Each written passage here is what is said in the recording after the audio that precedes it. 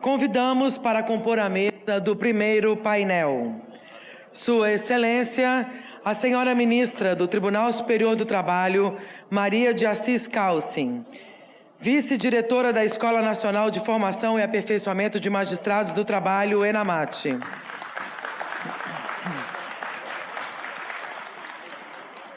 A ministra Calcin atuará também como presidente da mesa deste primeiro painel. Convidamos igualmente Sua Excelência, o senhor ministro do Tribunal Superior do Trabalho, Aloísio Correia da Veiga, convidado para abordar o tema A Prescrição na Justiça do Trabalho.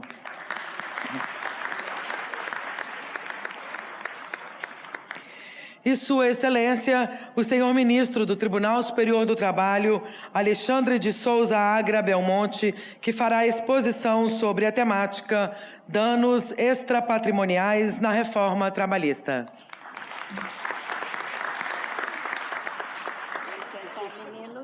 Senhoras e senhores, usará da palavra neste momento Sua Excelência, a senhora ministra Maria de Assis Calcin, vice-diretora da ENAMAT e presidente da mesa neste primeiro painel do seminário. Muito obrigada, boa tarde a todos. Para mim é uma honra e uma alegria muito grande presidir esse painel, que conta com a presença do ministro Aloísio Correia da Veiga, carioca de Petrópolis, do ministro Alexandre Agra Belmonte, nascido na cidade maravilhosa do Rio de Janeiro. E essa alegria é ainda maior para mim, porque ambos pertencem à Grande Juiz de Fora, não é? De onde eu sou egressa. Então, vejam, senhores, o ministro Aloísio costuma fazer uma brincadeira dizendo que em Juiz de Fora existe uma placa escrito praia a 200 quilômetros, seria o Rio de Janeiro, porque, obviamente, Minas Gerais não tem praia, não é? Então, Sua Excelência gosta de fazer essa brincadeira. É uma alegria muito grande, espero tê-los descontraído com essa a brincadeira, mas sem maiores delongas, eu passo direto à apresentação do ministro Aloísio Correia da Veiga, que, como já nos disse a Fernanda, do cerimonial, abordará o tema da prescrição na Justiça do Trabalho. Embora o ministro Aloísio não precise de uma apresentação, todos já o conhecem, mas faz parte do nosso cerimonial essa apresentação, ministro Aloísio. Então, com sua licença, já disse que o ministro Aloísio nasceu em Petrópolis, se formou em Direito lá em Petrópolis mesmo, ingressou na magistratura em 1981 como juiz de trabalho substituto da primeira região, lá no Rio de Janeiro. Participou da banca examinadora de vários concursos públicos para o cargo de juiz de trabalho substituto em diversas regiões da Justiça do Trabalho. É professor da Faculdade de Direito da Universidade Católica de Petrópolis desde 1984 e autor de trabalhos jurídicos publicados em diversas revistas especializadas. Integra a Associação dos Magistrados do Trabalho da Primeira Região, a Matra 1, tendo sido presidente da entidade em 1993. Em 98, o ministro Aloísio foi convocado pela primeira vez pelo Tribunal Superior do Trabalho para atuar, inicialmente por 6 meses, como juiz convocado no TST, época em que nos conhecemos, né, ministro Aloísio? Em dezembro de 2004, foi empossado, então, ministro dessa corte. Foi membro da Comissão Permanente de Jurisprudência e Precedentes Normativos do TST de 2007 a 2011. Atualmente é conselheiro do Conselho Superior da Justiça do Trabalho, é membro do CNJ, foi membro do CSJT, exatamente, conselheiro do CSJT, e atualmente é o nosso ministro conselheiro lá no CNJ. Desculpe, ministro Aloísio. É membro da Academia Nacional de Direito do Trabalho, do Instituto dos Advogados Brasileiros e foi diretor da Escola Nacional de Formação e Aperfeiçoamento de Magistrados do Trabalho no biênio 2011-2013. Passo, então, a palavra ao ministro Luiz Correia da Veiga. Pode, mas você vai conseguir ficar em pé?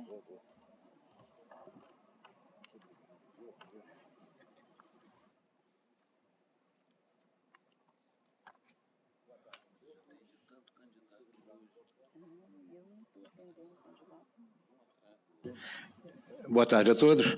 Inicialmente, agradecer as palavras elogiosas de Sua Excelência, a ministra Maria de Assis Calcin, como amiga, não poderia ser diferente. Só para retificar, Minas tem mar, não é? É o famoso Mar de Espanha, não é mesmo?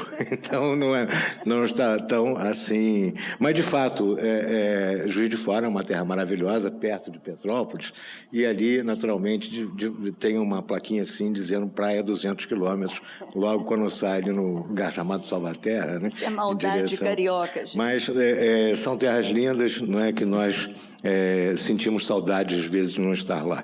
Mas, na realidade, vamos falar sobre um tema que me deram a prestação trabalhista nesse momento de crise, nesse momento de reforma da reforma trabalhista, né, da modernização que dizem trabalhista. Eu ia usar da prerrogativa que me dá o Estatuto do Idoso e falar sentado, mas como está, né, longe, está aqui pertinho, o tal do PowerPoint, que é a nova modernidade, que é o que chamam de segurança jurídica, não é? Eu prefiro falar daqui. E, naturalmente, dizer que, de fato, nós estamos vivendo um momento altamente indagativo no sentido do alcance dessas reformas, da reforma do Estado, da reforma daquilo que nós temos como pressuposto para dar continuidade à atuação do direito do trabalho nesse cenário de reforma, nesse cenário de mudança de paradigma, de modo a alcançar o verdadeiro objetivo de uma história que vem se tornando uma realidade. E com relação ao aspecto da própria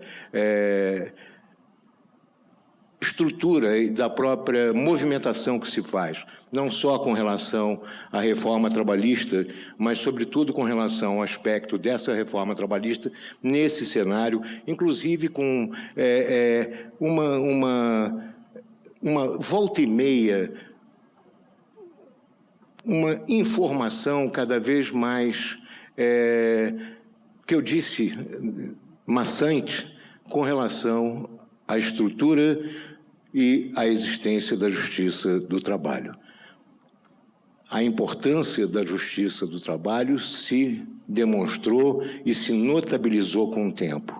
Não é, naturalmente, a história ou interesses de determinados segmentos que poderá afetar, que poderá combater, que poderá, sobretudo, destruir uma estrutura que foi construída no nosso país, assim como em países congêneres, com uma segurança e com uma afirmação e com uma realização, com uma efetividade jurisdicional capaz de dar ao jurisdicionado a certeza de que suas demandas são analisadas, suas demandas são decididas, instruídas e decididas com seriedade. Essa função da Justiça do Trabalho não se pode deixar de realçar e ressaltar para evitar essa conversa que já cansativa, que já vai se tornando cansativa, que de vez em quando de falar em que há necessidade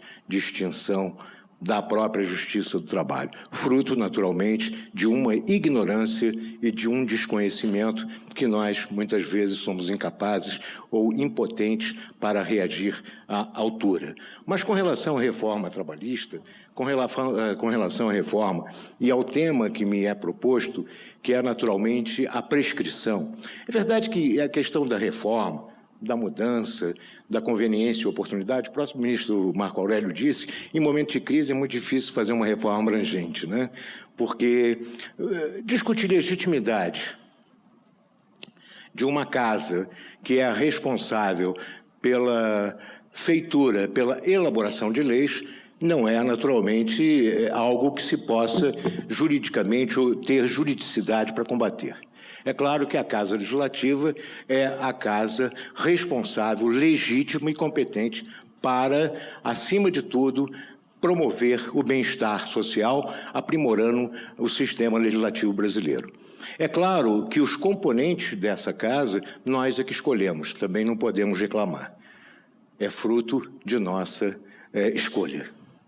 E essa escolha é majoritária. Então, se é a Casa Legislativa competente, se é o foro competente para se discutir uma reforma legal, se é o foro responsável pela elaboração da norma legal, é necessário que esse foro tenha, acima de tudo, esse conteúdo de trazer para a sociedade destinatária dessas normas o melhor. E esse melhor é fruto da nossa representação.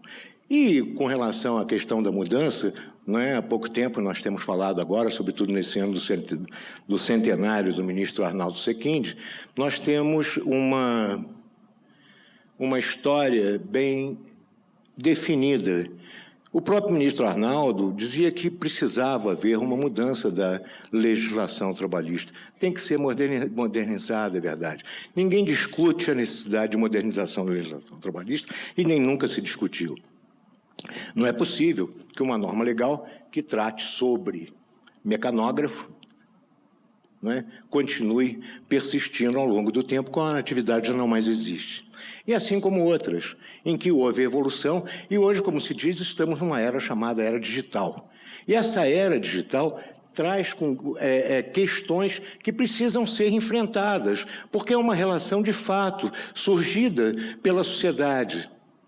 Nós temos um teletrabalho, nós temos uma atividade à distância, os ensinos à distância hoje em dia estão se tornando cada vez mais frequentes. Então, é preciso que haja uma compatibilização dessas normas com uma realidade que nasceu da própria evolução social. E isso a legislação precisa acompanhar, e daí a necessidade de reforma.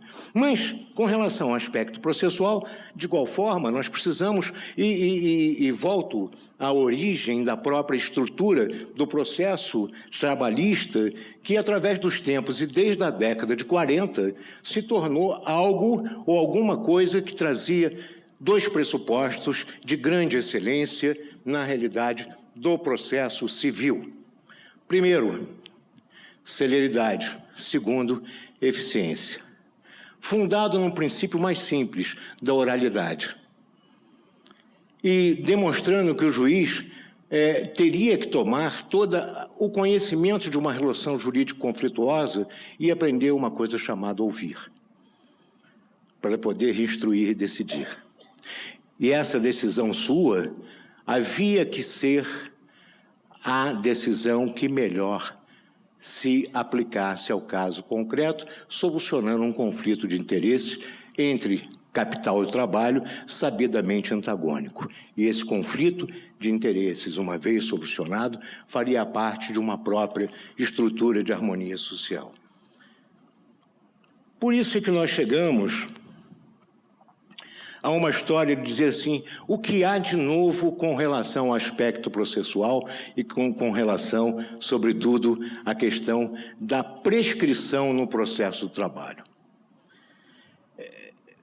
Eu disse que o tempo ele continua sendo responsável, ele jamais deixou de disciplinar a própria vida.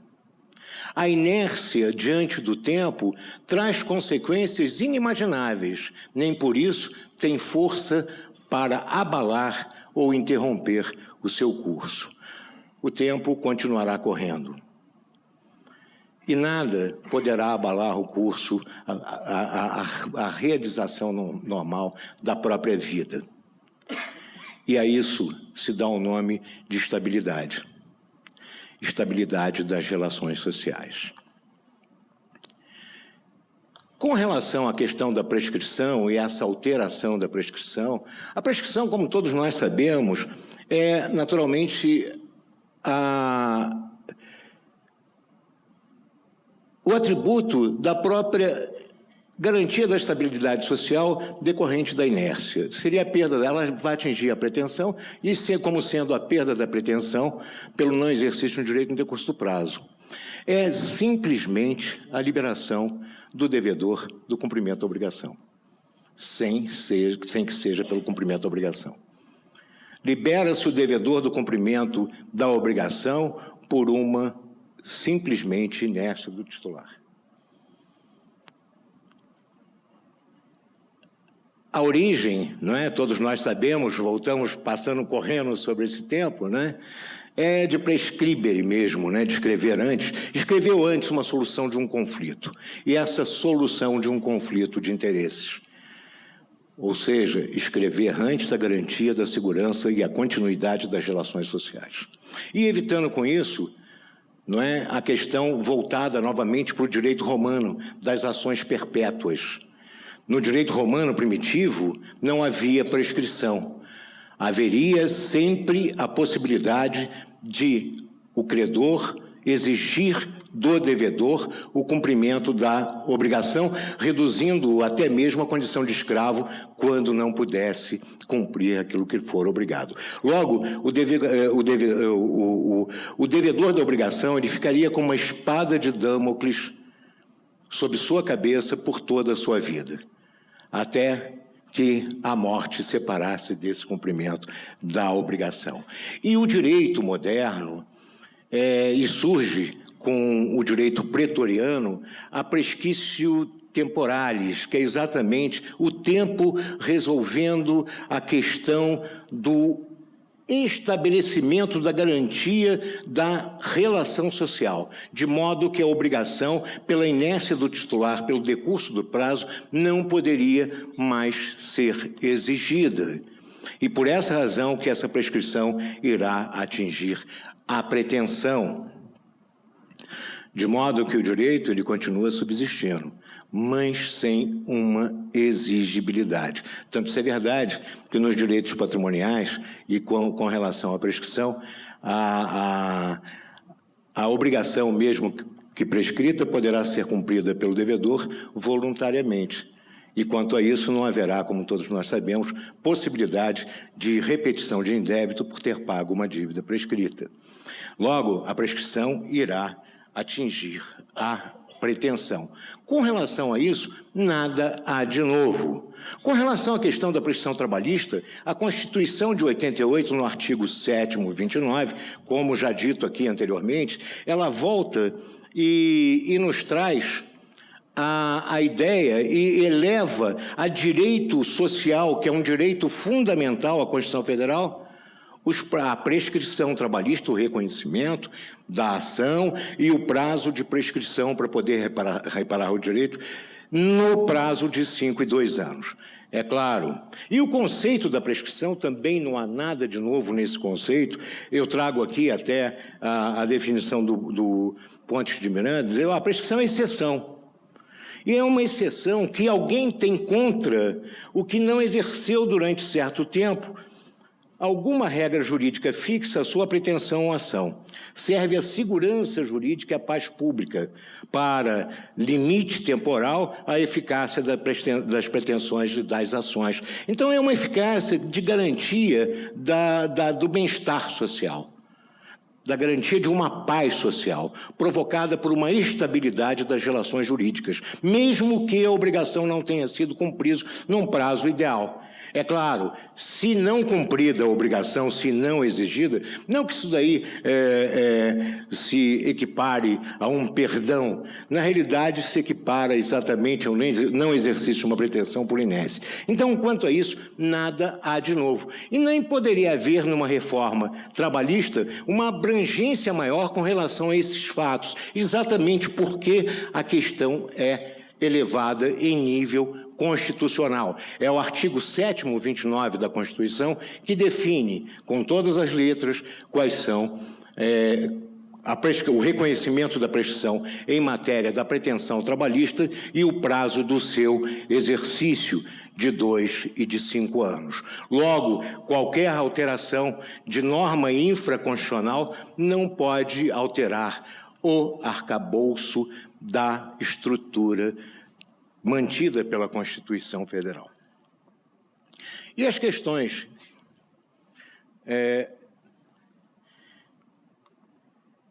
que não querem, naturalmente, deixar de se manifestar é com relação à questão da norma infraconstitucional.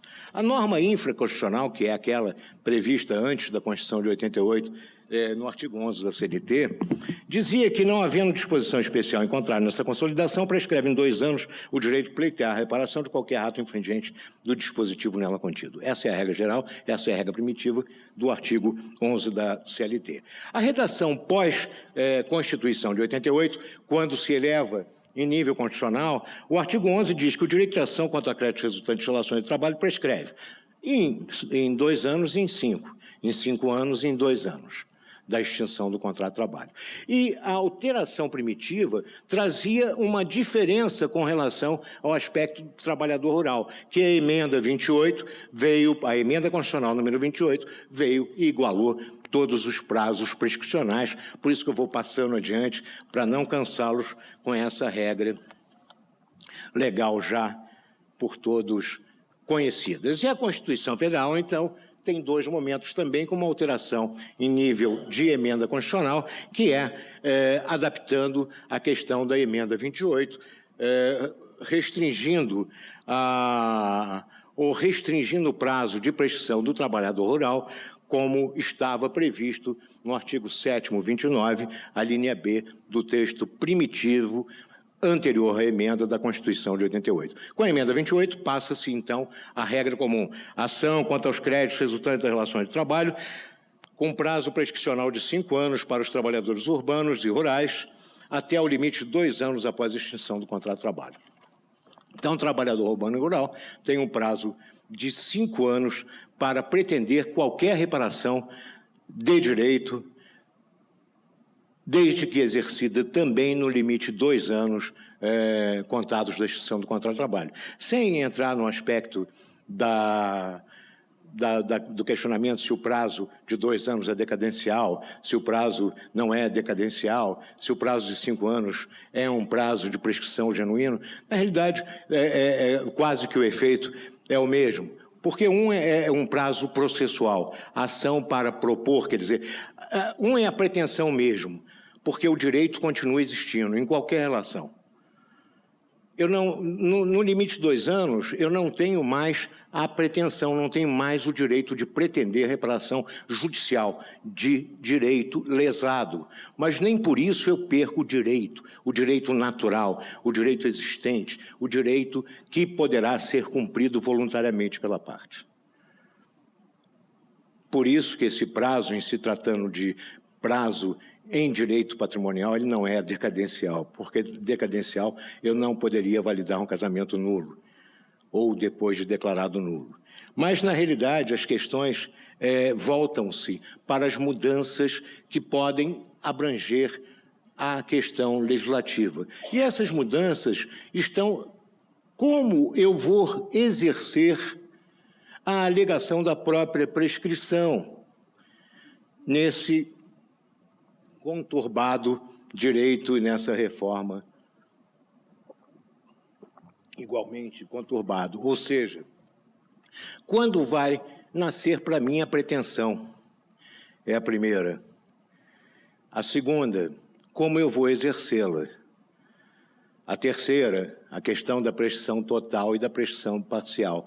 E a outra é a questão da interrupção da prescrição. Como eu faço para interromper o curso do prazo prescricional? Essas questões podem ser tratadas e foram tratadas na reforma trabalhista. E a questão também da prescrição intercorrente. Então, essas são as questões que podem ser tratadas na reforma, porque com relação a esse arcabouço, com relação a esse princípio da prescrição, jamais poderia, por se tratar de matéria constitucional.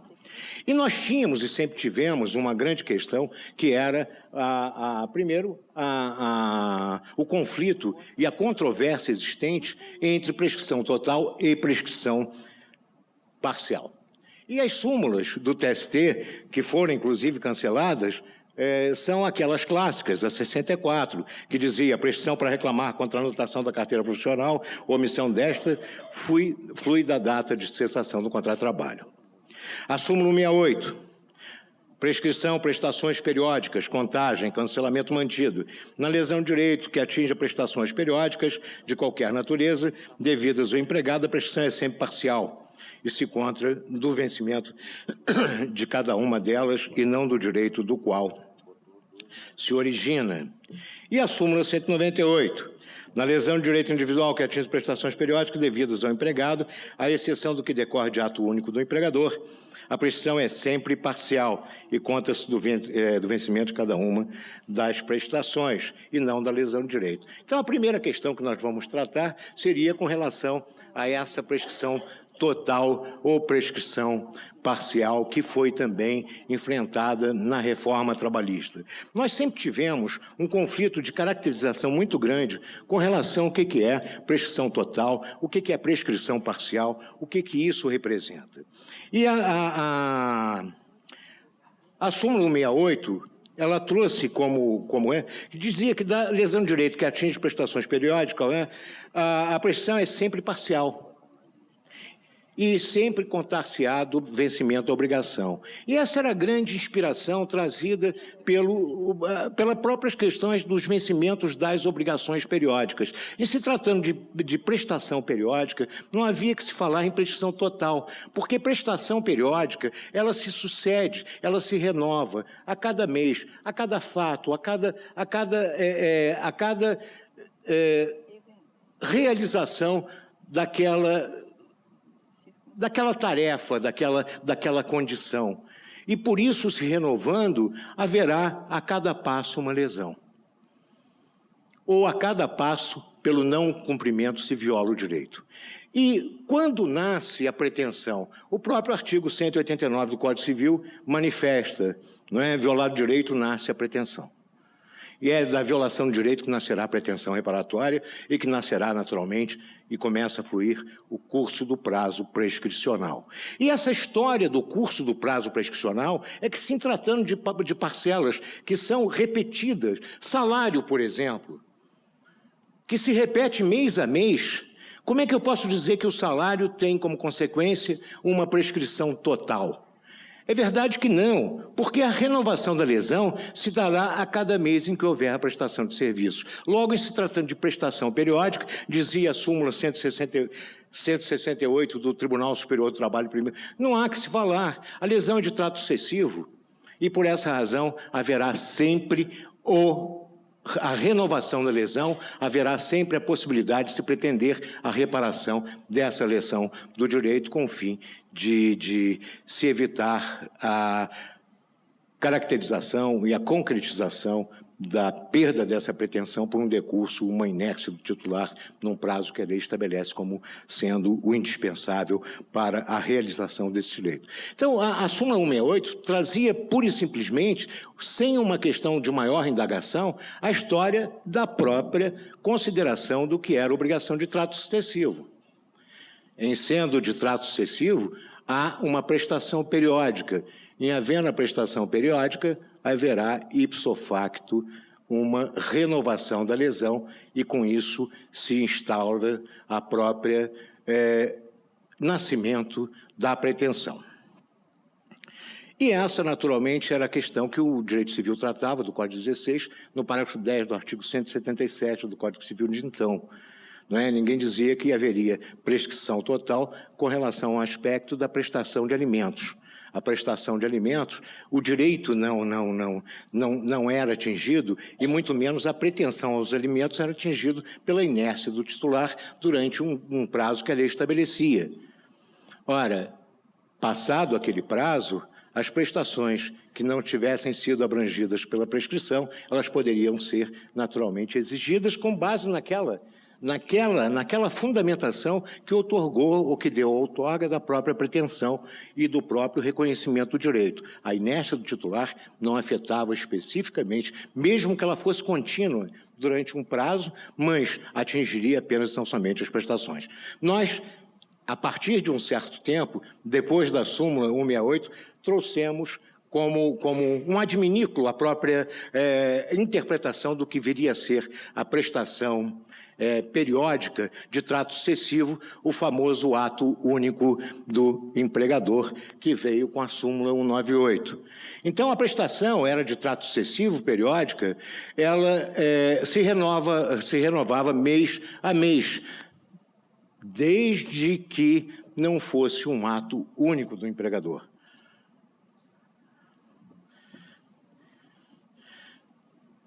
Obrigado.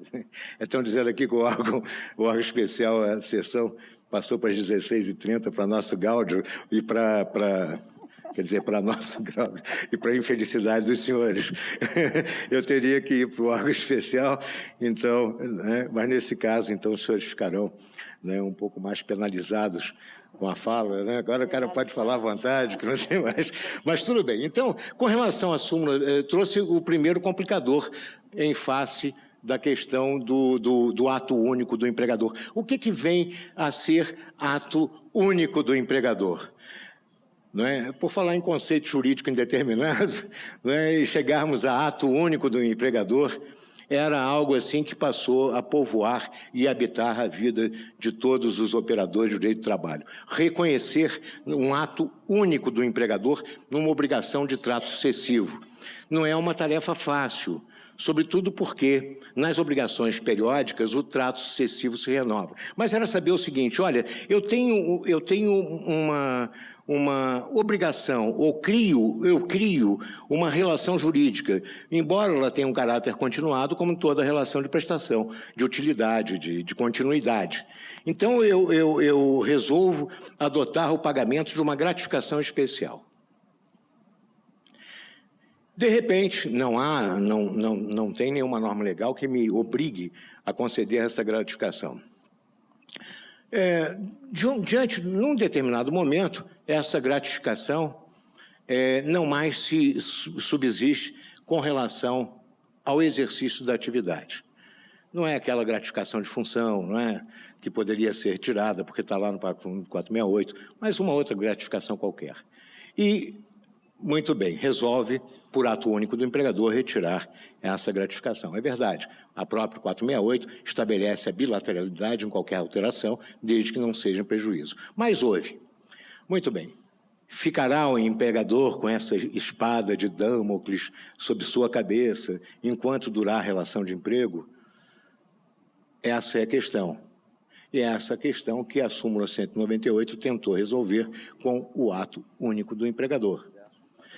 Na ocasião, se deu mais confusão ou menos confusão, se aumentou o conflito, se houve uma judicialização maior decorrente da interpretação da súmula 198. Isso nós temos uma desvantagem de sermos mais velhos, né? Tivemos a oportunidade de constatar diante da atuação do Poder Judiciário nesse período.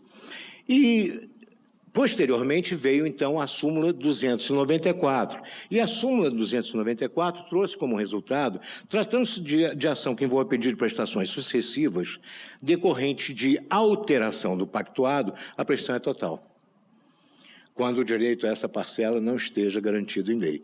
Então, restringiu aquele ato único do empregador a apenas e tão somente para validar o pronunciamento de uma prestação total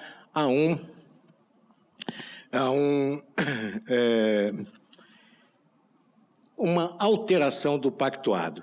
E, naturalmente, a jurisprudência trabalhista começou a trazer a interpretação, falou assim, ó, se é alteração do pactuado, quando houver uma alteração, haverá um ato único do empregador, logo haverá a prestação total se a parcela não for garantida por lei.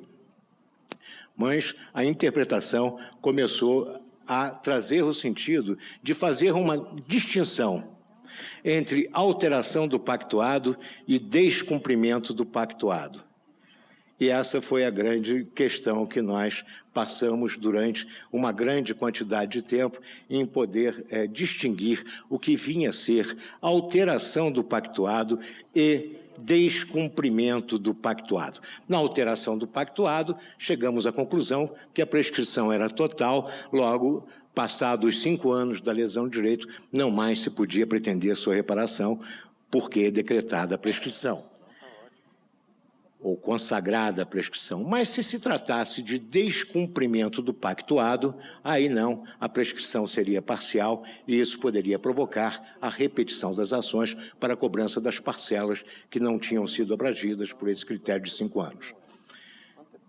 E essa, novamente, traz a subjetividade no sentido de saber qual a diferença entre alteração e descumprimento.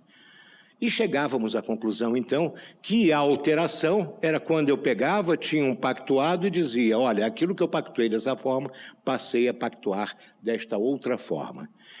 E o descumprimento do pactuado era apenas e tão somente o inadimplemento puro e simples da obrigação. Ou seja, fosse ela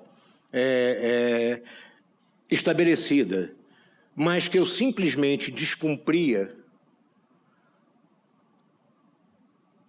haveria um descumprimento do pactuado, ou seja, deixei de cumprir a obrigação porque não quis mais cumprir sem qualquer justificativa aparente. Então, passados 5, 6, 7 anos, essa obrigação, por ser de trato sucessivo, ela continuaria existindo e, por isso, que sendo exigível. Diferentemente da alteração do pactuado, que era uma forma de eu alterar unilateral ou bilateralmente uma obrigação por outra, ou excluindo apenas e tão somente aquela obrigação. E aí sim, essa alteração do pactuado importaria na prestação total. Muito bem. Então, o simples fato de eu estabelecer uma alteração contratual nula e lesiva me garantiria o descumprimento, a alteração do pactuado, logo com uma garantia de um prazo prescricional de 5 anos, e nessa simplesmente descumprimento, não. Essa foi a questão que permeou todas essas histórias da Justiça do Trabalho nesse período. E aí nós chegamos à questão da própria prestação total e prestação parcial, e isso que agora representa a nova alteração legislativa e o próprio informe dessa reforma do direito, dessa reforma trabalhista, dessa chamada modernização do direito do trabalho. Prestações periódicas e de trato sucessivo são aquelas que eram previstas no artigo 177, no parágrafo 10 do Código Civil 16, e que agora vem transcrito no 206 do Código Civil, que diz o seguinte: prescreve em 3 anos a pretensão relativa a aluguéis de prédios urbanos ou rústicos. O simples fato de morar numa determinada casa alugada e deixar de pagar o aluguel durante 3 anos consecutivos não absolve o locatário de não ter que pagar as prestações não prescritas. Ou seja, de ele continuar morando. Olha, já que eu não paguei 3 anos de aluguel, vou continuar morando de graça o resto da minha vida, porque prescreveu em 3 anos. Não é assim. Sabemos que as prestações de caráter e de trato sucessivo, elas continuam e haverá sucessivamente uma violação de direito.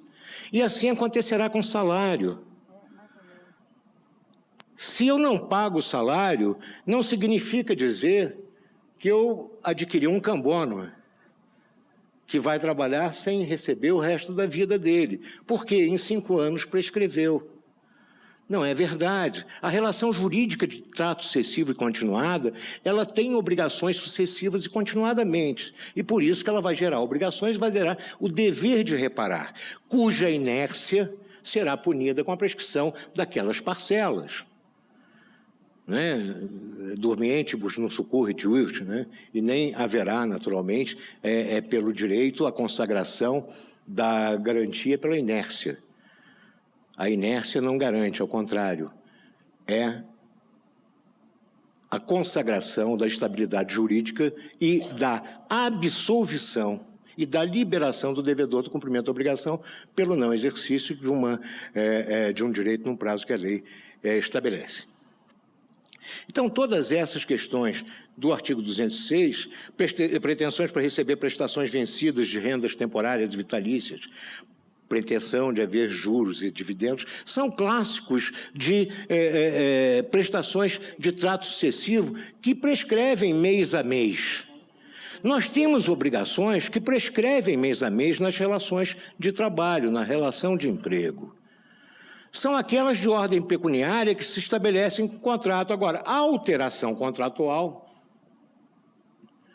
se lesiva, ela tem o prazo de prescrição e não vai ficar no tempo provocando essa continuidade, porque houve uma supressão por uma alteração. Discutir-se se a alteração foi boa ou ruim é que a lei estabelece um prazo ideal de exercício. E assim nós considerávamos com a obrigação que é aquela obrigação decorrente da própria alteração do pactuado. Nós é que demos uma interpretação um pouco mais abrangente entre alteração do pactuado e descumprimento do pactuado, para muitas vezes no descumprimento do pactuado incluir obrigações que eram típicas de alteração do pactuado, só que de fato eram lesivas. E, em sendo lesivas, teriam que ser pretendidas num prazo que a lei estabelecia, 5 e 2 anos, senão estaria prescrito. E, normalmente, isso acontecia, e os grandes provocadores dessas obrigações de trato excessivo nessas condições foi o poder público. Né? As empresas de economia mista que foram os maiores clientes dessa sucessividade nessas relações de trabalho. A gente não vê o dono da padaria, né, criando caso lá por obrigação de descumprimento ou alteração do pactuado. Nós vemos são as sociedades de economia mista de grande porte, e bancos, né, que é outra clientela bem grande do trabalho, discutindo sobre isso, a alteração ou a descumprimento.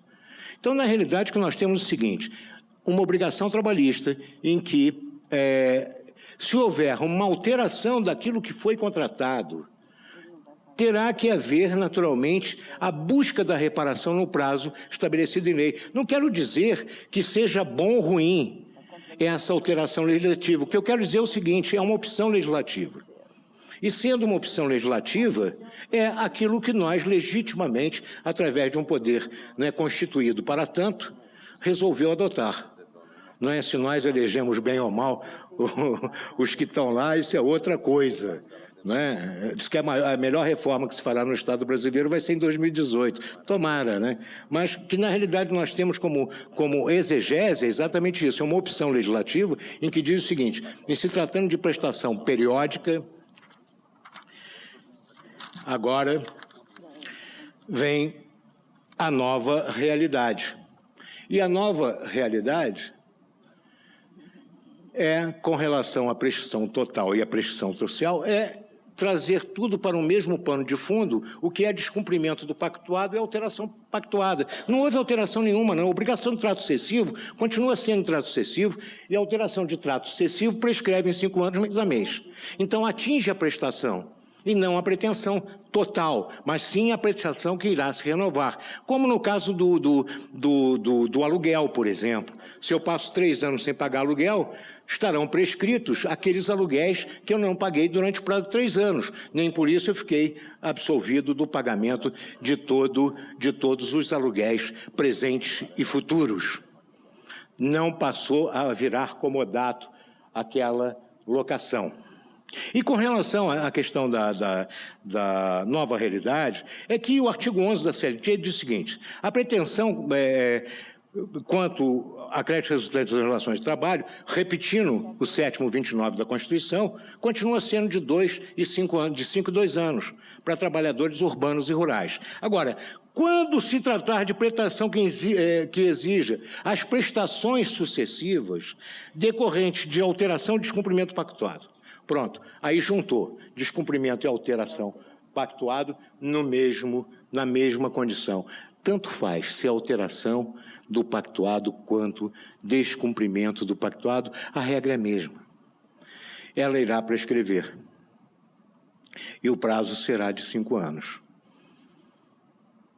Ou seja, facilitou a compreensão, retirou o conflito com relação à interpretação do que era descumprimento ou alteração, em termos de regra legal, ela reduziu, ela procurou afastar aquele conflito de descumprimento, de alteração. Quero dizer que seja justo ou injusto, porque a prescrição sempre foi um instituto não daqueles muito agradáveis à sociedade e ao homem de bem, porque ele nunca imaginou que a obrigação descumprida pudesse ser legalmente, ou por um amparo legal, reconhecido o descumprimento.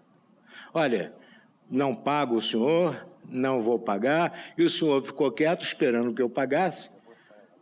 Eu não paguei, pronto. É como se eu tivesse pago, né?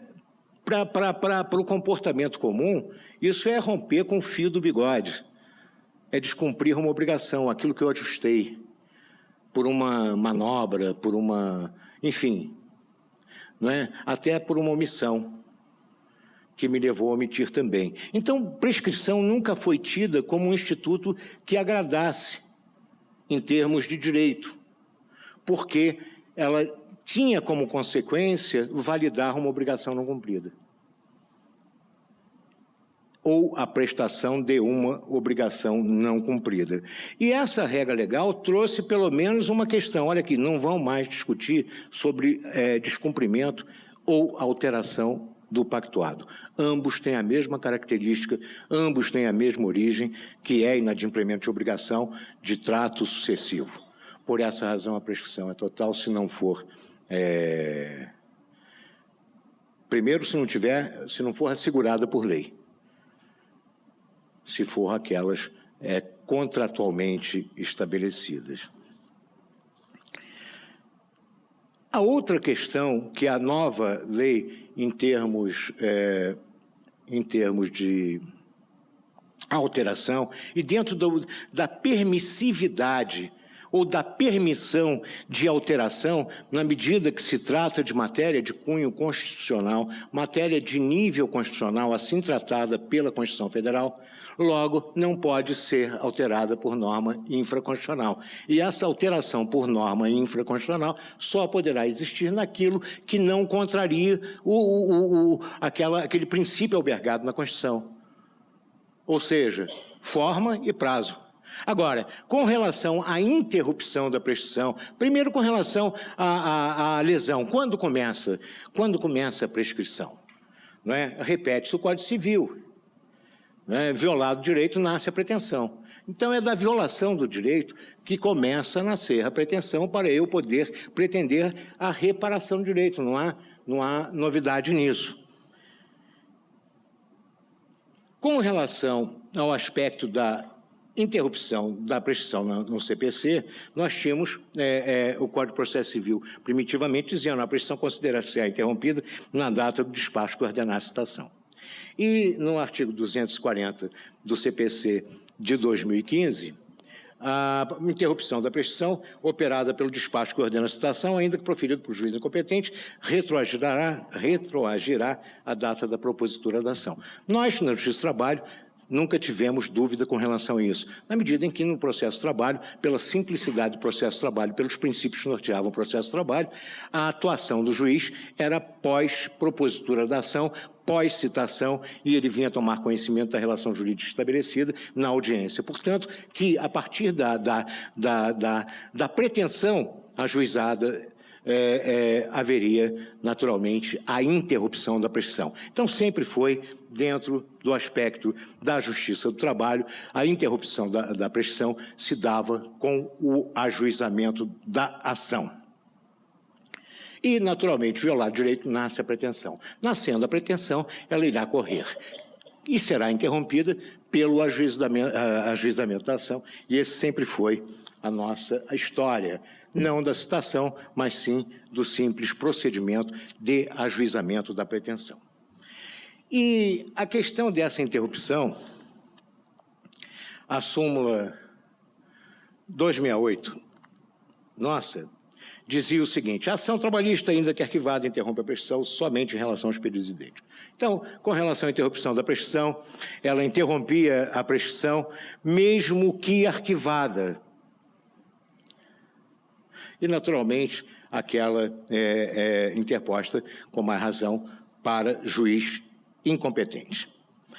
E no Código Civil Brasileiro, a interrupção da prescrição trouxe a novidade, somente poderia ocorrer uma vez. Não era mais aquela interrupção da prescrição que ficava, não é, ao longo, tornando perpétua a ação. Inclusive questões trabalhistas mesmo, em que o empregado, numa determinada época, isso no Rio de Janeiro foi muito grande, e teve um processo lá na década de 60, 70, não é? Nenhum dos senhores era nascido ainda, não é mesmo? E a gente tinha visto, até o advogado Fulbosísio, foi uma defesa dele fabulosa. E era um processo até da Lufthansa, né, que tratava na ocasião, mas não era nem o conteúdo da liquidação, que era o PIB da Alemanha, né, que envolvia aquela ação, mas era uma questão com relação ao aspecto de interrupção da prescrição, porque o dirigente, o titular do direito, toda vez que ia chegando o prazo de 2 anos, ainda do artigo 11 primitivo da CLT, ele protestava, interrompia a prescrição. Pronto, não fazia nada. Então, durante uns 8 ou 10 anos, ele foi interrompendo a prescrição. E assim ia fazendo. Até que um dia, quando ele foi demitido, entrou com ação mesmo. Né? Mas já tinha uma história de interrupção de prescrição durante anos, anos e anos. E isso, naturalmente, trazia essa indagação, essa inquietação. Até quando... Não é com os que tendem Catilina, não, mas até quando eu posso enfrentar essa história da interrupção da prescrição por um ato de vontade do devedor, sem que ele me cobre? Apenas uma ameaça. Olha aqui, ó, você vai ficar com a espada de Damocles sobre sua cabeça enquanto eu quiser, porque a cada 2 anos eu vou interromper essa prescrição por um simples protesto. Já está na hora? Então, vamos ter... Legal. Mas, então, com relação a isso, o Código Civil trouxe a novidade. Interrupção da prescrição só uma vez. E no processo de trabalho, na atualidade, qual o meio da interrupção da prescrição trabalhista? A interrupção da prescrição trabalhista, essa é a regra da reforma, e essa regra... transforma no artigo 11, parágrafo 3º, ou traz a novidade, dizendo o seguinte: a interrupção da prescrição somente ocorrerá pelo ajuizamento de reclamação trabalhista, mesmo que em juízo incompetente, ainda que venha a ser extinta sem resolução do mérito, produzindo efeitos apenas em relação aos pedidos idênticos. Isso nada mais é do que a reprodução da nossa súmula, com relação ao aspecto de como considerar a interrupção da prescrição, que era aquela, olha, ajuizada a reclamação trabalhista, mesmo assim, só para pedidos idênticos, não abrangendo pedidos que não foram formulados anteriormente. E, naturalmente, a questão também, ainda que não deixa de trazer a indagação, é com relação ao aspecto da interrompida prescrição. Nesse método de interrupção da prescrição, através do ajuizamento da ação, pode haver outro meio de se interromper a prescrição? Disse o legislador que a interrupção da prescrição trabalhista somente ocorrerá pelo ajuizamento da reclamação. Se é somente pelo ajuizamento da reclamação, não caberia interrupção da prescrição por outros meios que não aquele do ajuizamento da ação. Agora, retiraria a interrupção da prescrição por um meio extrajudicial? Ou seja, vale o protesto uma só vez para interromper a prescrição, como regra geral? Ou estaria essa interrupção somente por um método que seria o ajuizamento da reclamação trabalhista? Ora, o fato de a interrupção da prescrição somente ocorrerá, esse somente ocorrerá, me parece que não é uma questão apenas, então, somente semântica, somente ocorrerá. Assim como a forma solene para a prática de determinado ato, me parece que essa foi a intenção do legislador. Somente admitir a interrupção da reclamação trabalhista, da prescrição, pelo ajuizamento de reclamação trabalhista, excluindo outras formas, como o protesto interruptivo da prescrição, como meio válido para se interromper a prescrição. Isso, naturalmente, e aí que vem o aspecto da interpretação da norma legal, é a interpretação jurídica que dará efetividade à norma. Ou seja, isso daí é exclusivo? Ou isso não impede que métodos eficazes, por exemplo, o reconhecimento do devedor sobre a pretensão. Olha aqui, ó, devo sim, não é? Reconheço que estou devendo, peço um prazo de mais uma semana, ou mais 5 minutos, por favor, mais 5 minutos, por favor, não é? Para poder cumprir essa obrigação. É válido, interrompe a prescrição. Esse alcance é, naturalmente, a questão que nós falamos todos de interpretação. Porque é verdade, somente ocorrerá, me parece, estão elegendo um método, uma forma, ou um meio, e esse meio como sendo ideal. E esse meio ideal é... Esse meio ideal seria o ajuizamento da reclamação trabalhista como melhor ou preferencial de qualquer outro. Se preferencial de qualquer outro ou se exclusivo de qualquer outro. E com relação à questão da prescrição intercorrente, essa é a nossa grande história, essa é a nossa grande conflito através dos tempos. Súmula 114 do Tribunal Superior do Trabalho e súmula 300 e alguma coisa do Supremo Tribunal Federal. A súmula do Supremo Tribunal Federal dizia, olha, cabe a prescrição na intercorrente no Justiça do Trabalho. E nós dizíamos não. E por que havia esse conflito? Porque essa matéria era processual, então não chegaria ao Supremo. Chegou numa certa época primitiva, e ele pôde dizer que a prescrição intercorrente se aplicava ao processo de trabalho. E nós dissemos, não se aplica. E do momento que nós dissemos, não se aplica a prescrição intercorrente na Justiça do Trabalho, nós entendemos assim por quê? Porque simplesmente, ou pura e simplesmente, isso daí antes da Lei 13.205, né, do cumprimento da sentença no processo civil, a legislação nossa dizia exatamente o seguinte: a execução trabalhista é uma fase do processo de conhecimento. Embora tipicamente diga que ela começa pela citação, mas há uma continuidade. E essa continuidade como fase, ela é ato de ofício do juiz. Se é ato de ofício do juiz, me perdoe esse de, mas esse ato de ofício do juiz, não pode haver prescrição, porque o juiz é que teria que praticar o ato, de dar impulso à execução.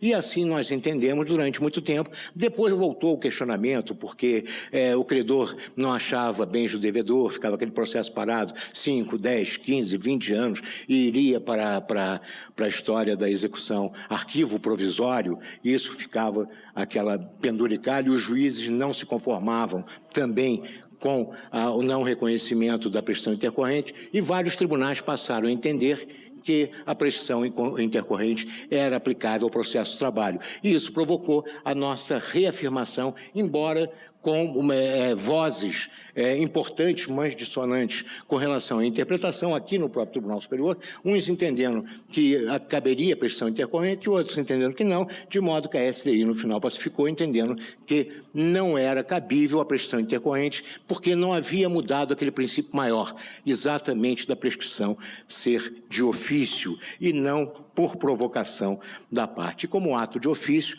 não caberia ao juiz se manifestar. Me parece que o próprio legislador, sensível a essa restrição, ele restringiu a prescrição intercorrente ao processo de execução, ou à fase de execução, ao dizer no parágrafo 2º que a declaração da prescrição intercorrente, pode ser declarada, mas a fluência, no parágrafo 1º, perdão, a fluência do prazo prescricional intercorrente inicia-se quando o exequente deixa de cumprir determinação judicial no curso da execução. Logo, no processo de conhecimento, estaríamos não abrangentes no processo. Assim como diz que a interrupção da prescrição somente ocorrerá com ajuizamento da reclamação, e a lei não traz palavras inúteis, não é mesmo? Quando ela diz somente será,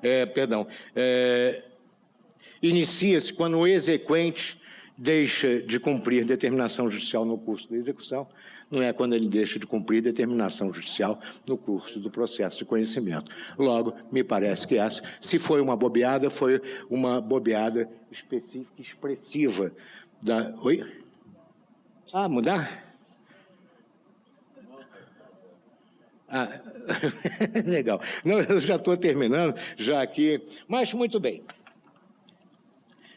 A questão, primeiro, da prescrição é com relação ao aspecto da garantia da ordem, da paz social, da segurança jurídica e da estabilidade dos direitos. Essas são as questões que informam a própria prescrição e assim nós entendemos. E com relação à crítica à reforma, quanto à prescrição, é preciso dizer exatamente o seguinte: não houve alteração significativa, embora ela possa trazer consequências maiores quando junta o descumprimento do pactuado com a alteração do pactuado, de modo a alterar a questão, a própria, que o dever nos chama, né? Pois não, a própria questão da junta à alteração com descumprimento pactuado. E isso dá, naturalmente, uma certa estabilidade nesse sentido. Dizer, olha, vai prescrever se eu não ajuizar a ação nesse prazo. O grande problema da crítica que se faz chama-se insegurança da relação de emprego. Enquanto a relação de emprego pode ser,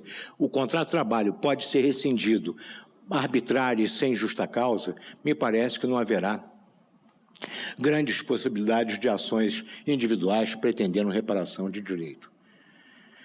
Logo, a gama de prescrição haverá de ser um pouco maior do que era anteriormente. Mas isso daí é um estado e um momento que nós temos que verificar no futuro. E no futuro, que já se iniciou em 11 de novembro, não é? Quer dizer assim, não é que o tempo não para, né? E o tempo passa. O tempo não passa, né?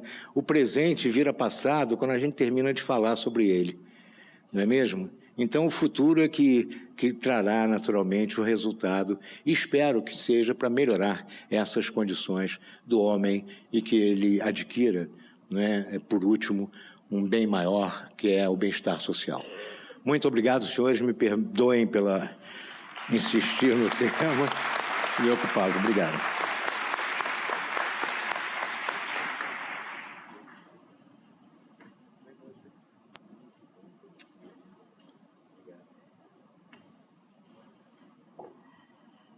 Agradecemos, ministro Aloísio, por esse passeio aí sobre toda a prescrição no direito do trabalho, no direito processual do trabalho. Nós sabemos que Vossa Excelência tem que compor o órgão especial que começa agora às 16h30, então sinta-se à vontade para a hora que entender sair aqui da mesa para participar do órgão especial. De forma nenhuma, ministro Luiz. Muito obrigada. Bom, nós continuamos, então, o nosso painel, agora com o ministro Alexandre Agra Belmonte, que vai falar sobre danos extrapatrimoniais na reforma trabalhista. O ministro Alexandre nasceu na cidade do Rio de Janeiro, ingressou na magistratura em abril de 1993 como juiz do trabalho substituto do TRT da Primeira Região, após aprovação como primeiro colocado no concurso. Já em 1994, foi promovido a juiz titular. Em 99, foi convocado para atuar no segundo grau de jurisdição no TRT e, em março de 2004, foi promovido por merecimento a desembargador. Tomou posse como ministro do Tribunal Superior do Trabalho em 16 de julho de 2012. Atualmente integra a subseção 1 da seção especializada em dissídios individuais, SDI 1, e a terceira turma. Aliás, vai compor SDI 1 só até dia 1º de dezembro, depois disso já vai para SDI 2. Participou da comissão que elaborou a instrução normativa editada em março de 2016, que objetivou compatibilizar o novo CPC, o processo do trabalho. Integrou a delegação brasileira como observador na Conferência Internacional do Trabalho da OIT, em Genebra, Suíça, em 2013.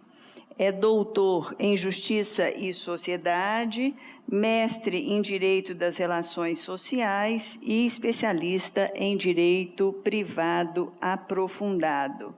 Como professor de Direito Civil e de Direito do Trabalho, trabalhou em renomadas instituições de ensino e atualmente é professor do IESB, aqui no Distrito Federal.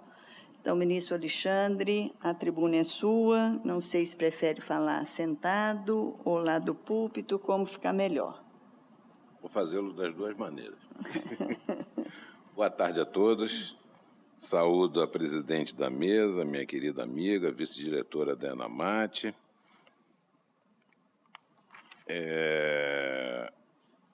Ministra Kausen.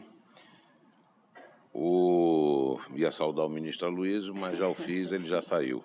Precisou atender a compromisso. Agradeço o convite da ministra Peduzzi, diretora da ENAMAT.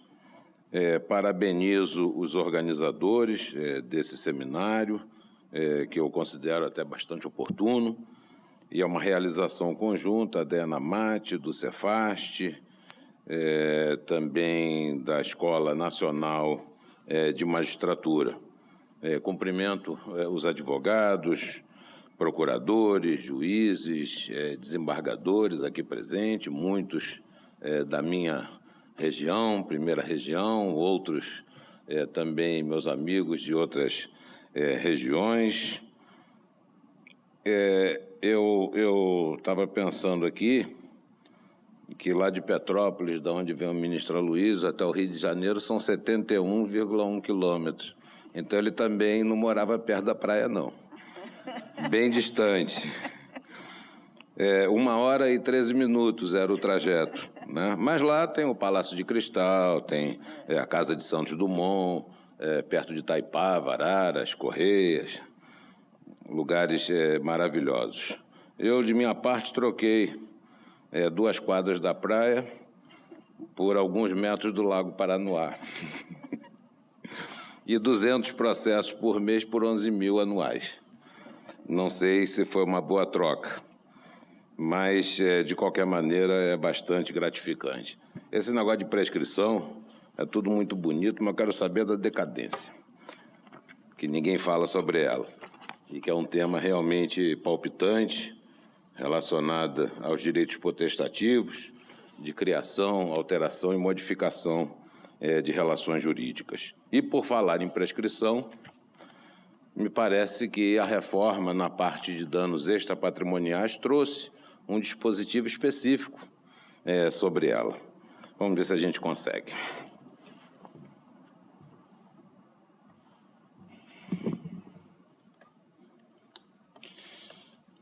Todos sabemos que, acho que o ministro Aloysio falou isso, o ministro Marco Aurélio também, de forma bastante oportuna,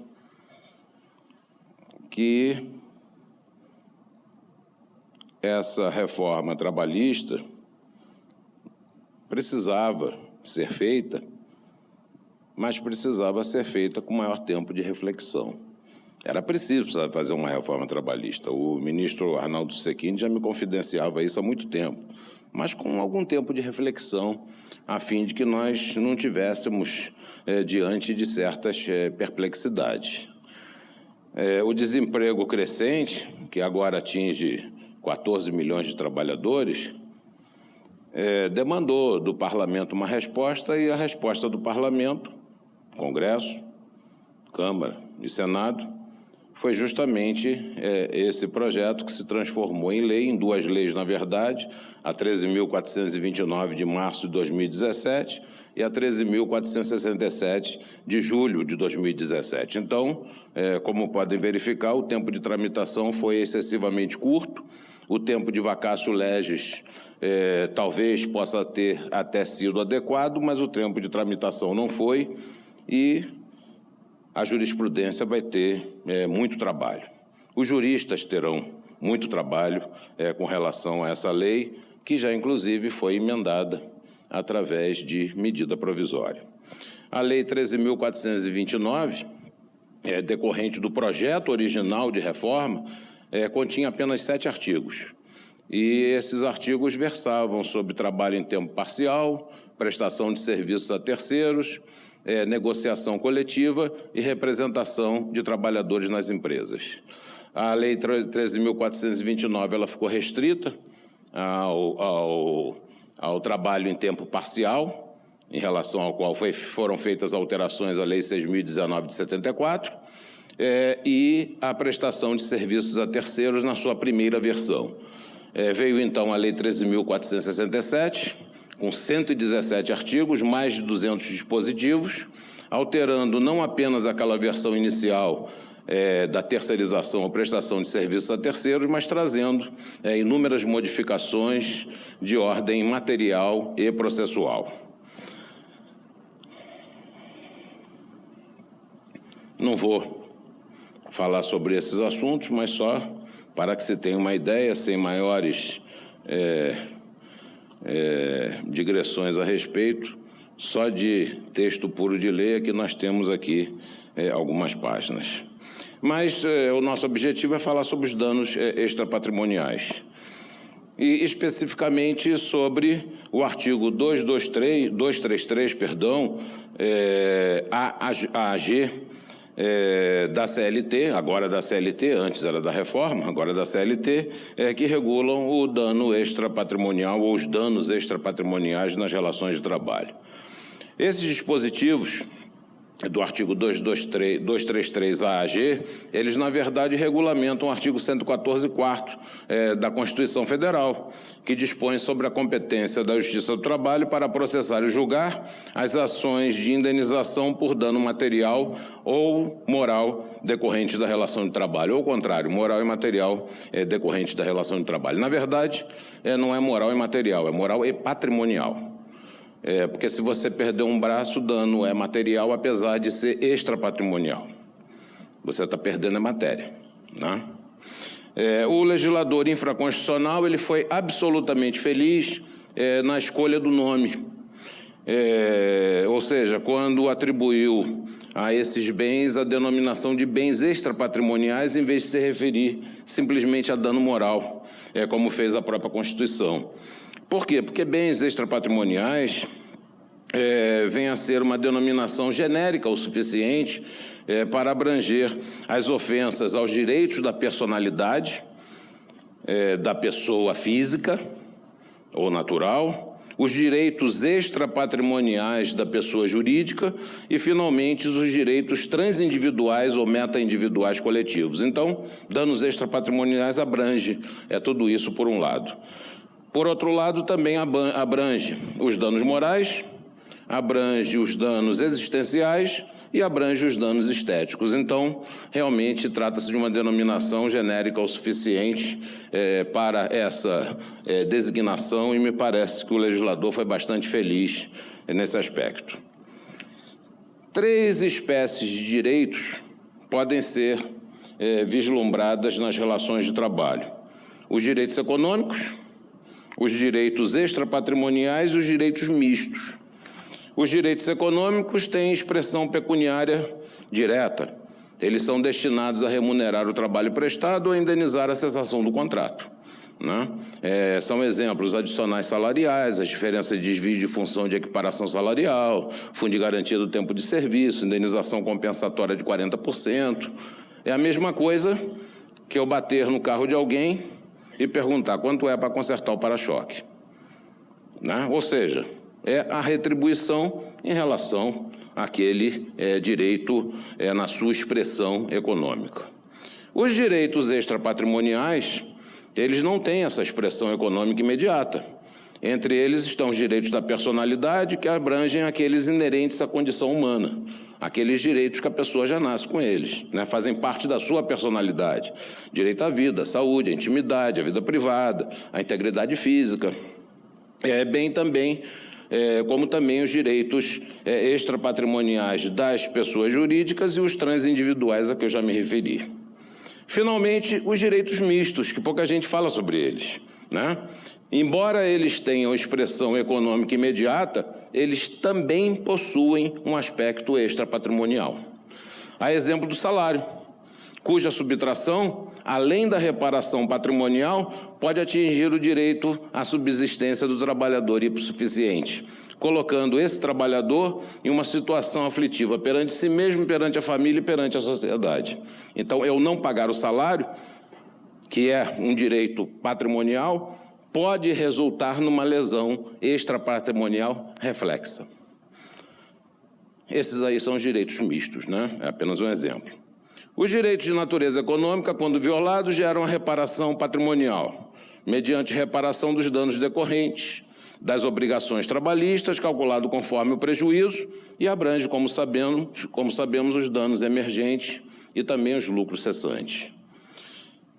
Quanto aos direitos extrapatrimoniais, quando ofendidos, eles são suscetíveis de gerar responsabilidade compensatória dos danos decorrentes. E os direitos mistos, quando violados, podem gerar indenização por danos patrimoniais e indenização por danos extrapatrimoniais reflexos.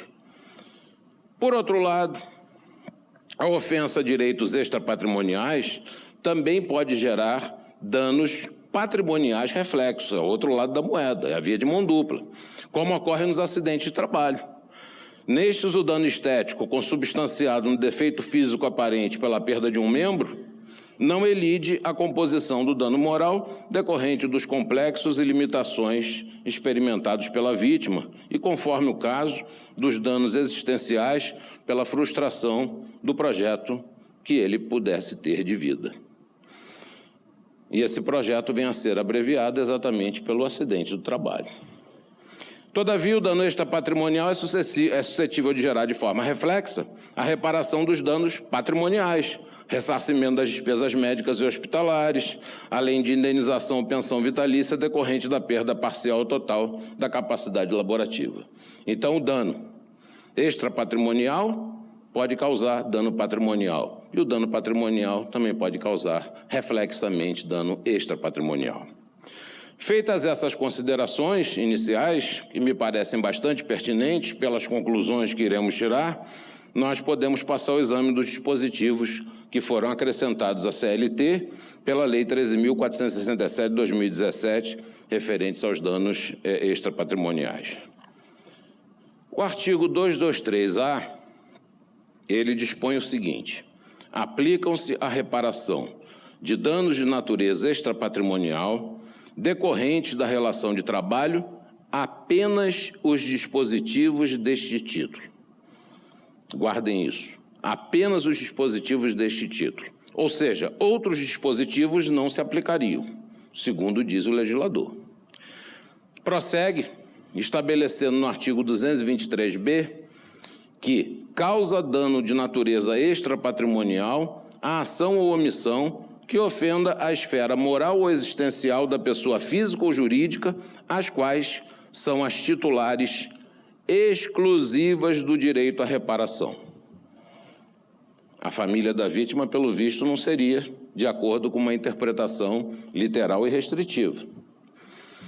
E arremata o legislador, inicialmente elencando no artigo 223-C, introduzido então pela Lei 13.467 de 2017, em sua redação original, portanto, como bens juridicamente tutelados ou tuteláveis, inerentes à pessoa física, poderia até ser pessoa natural, a honra, a imagem, a intimidade, a liberdade de ação, a autoestima, sexualidade, saúde, lazer e integridade física.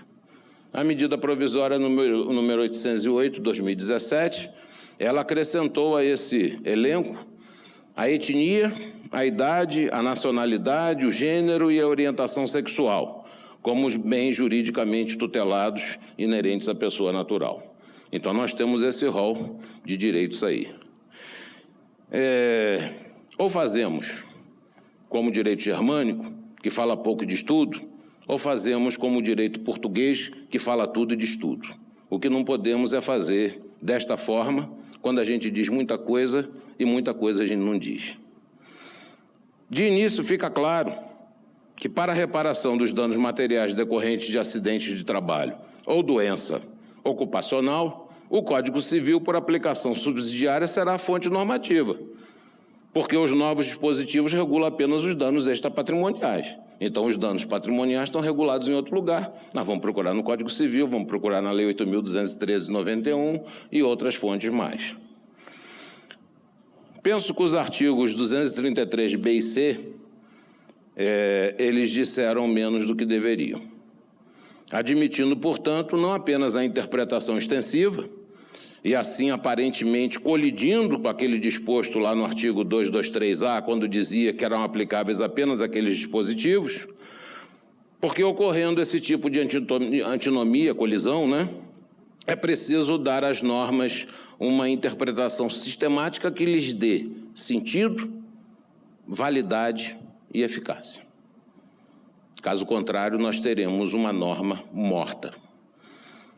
Com efeito, além dos bens inicialmente elencados no artigo 223C, também são inerentes à pessoa natural, entre outros, a vida privada, que não está lá, a liberdade de crença, as liberdades de expressão política e filosófica, a liberdade de trabalho, a liberdade de ir e vir, tudo isso está tutelado no artigo 5º da Constituição. Quer dizer, nós vamos chegar à conclusão, então, que para todo e qualquer cidadão, menos o trabalhador, aqueles direitos do artigo 5º são aplicáveis. Nós não podemos dar uma interpretação absurda.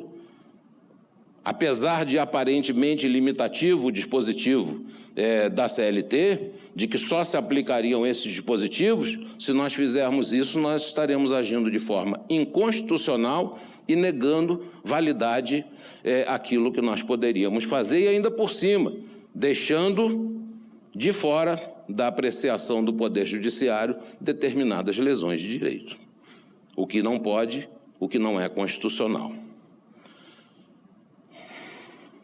Logo, a interpretação sistemática integrada da Constituição Federal desdiz a aparente limitação contida no artigo 223A. Outro sim, a vida também é um direito extrapatrimonial. Alguém tem dúvida disso? Cadê a vida? A vida não está lá. Foi parar onde? E se ela é tirada do trabalhador por culpa, dolo ou risco da atividade empresarial, o cônjuge e os dependentes do trabalhador falecido têm ação própria, em ricochete para a composição do dano extrapatrimonial decorrente, também desdizendo o novel artigo 223A da CLT. Cabe lembrar que o artigo 5º 35 da Constituição impede a exclusão de lesão, ameaça de direito da apreciação do Poder Judiciário, e o Supremo Tribunal Federal, por turmas e finalmente pelo plenário, que, invocando inúmeros precedentes da Corte, decidiu que a competência para o julgamento das ações acidentárias é da Justiça do Trabalho, mesmo não figurando o acidentado como autor da ação. Me refiro ao conflito de competência número 7.545, relator Eros Grau, 13/8/2009, pelo que o dano em ricochete ele deve ser considerado incluído na composição dos danos extrapatrimoniais quando decorrentes das relações de trabalho. Também cabe composição dos danos extrapatrimoniais nas hipóteses de discriminação por rescisão de contrato. Isso está na Lei 9.029 de 1995. E a discriminação não está lá. Lá fala em etnia, fala em nacionalidade, ou seja, vai pelas beiradas, mas a discriminação mesmo, né, vamos botar a mão na massa, não fala. Então, também cabe a composição nas hipóteses de despedida discriminatória por motivos de origem, raça, cor, estado civil, situação familiar, idade, como prevista na lei já referida, bem como nas situações de falta de pagamento do salário de subsistência do trabalhador hipossuficiente, o que, da mesma forma, desdiz aquilo que foi dito de início no artigo 223A da CLT.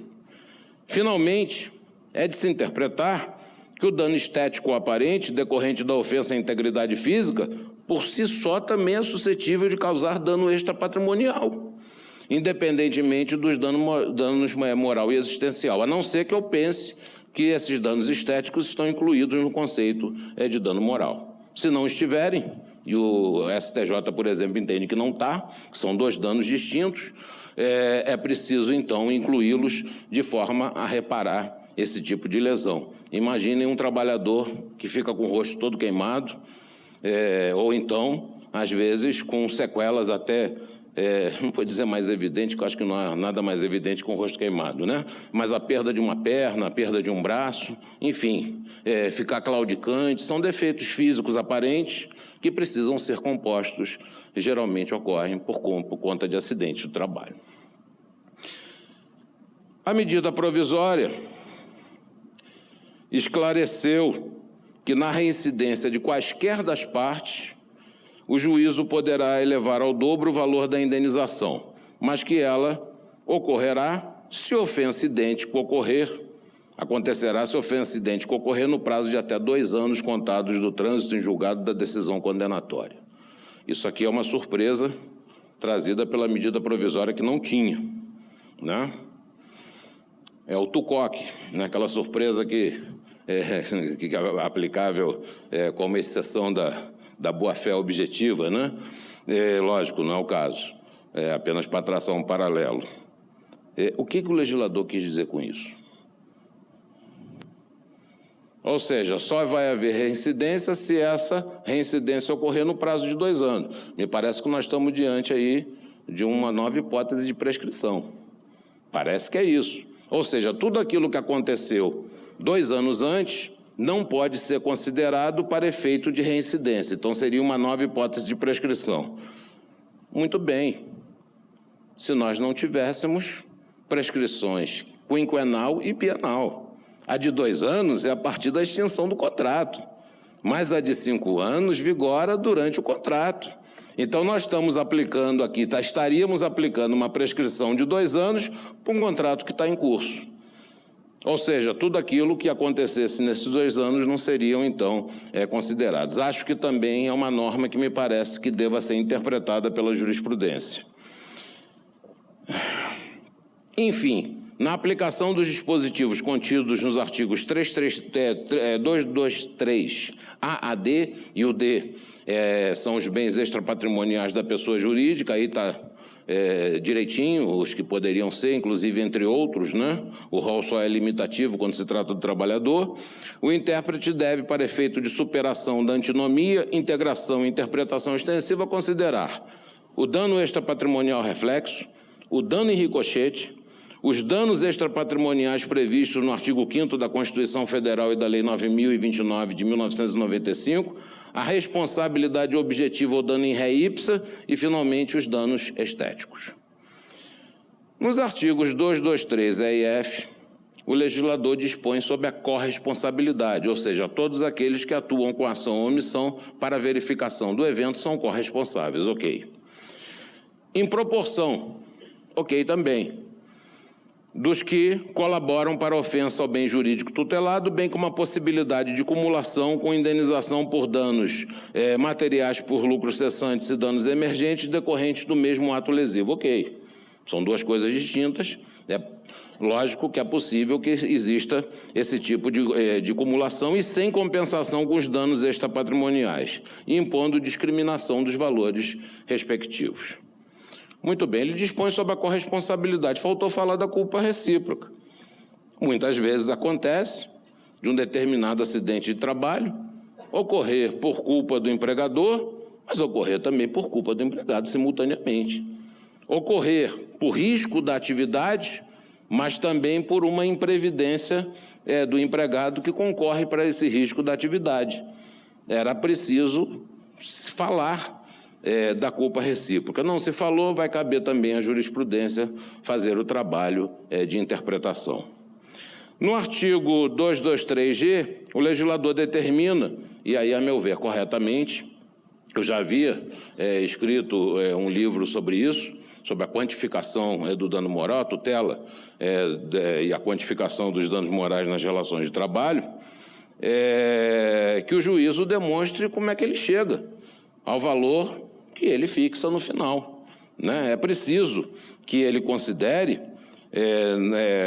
nessa fixação do valor dos danos extrapatrimoniais, entre outros critérios, a natureza jurídica do bem tutelado, a intensidade do sofrimento da humilhação, a possibilidade de superação física ou psicológica, da ofensa, os reflexos pessoais e sociais da ação ou omissão, a extensão e a duração dos efeitos da ofensa, as condições em que ocorreu a ofensa ou prejuízo moral, o grau de dolo ou culpa, a ocorrência de retratação espontânea, o perdão tácito ou expresso, o esforço efetivo para minimizar a ofensa, o grau de publicidade da ofensa. Eu acho que tudo isso é importante, não necessariamente em conjunto.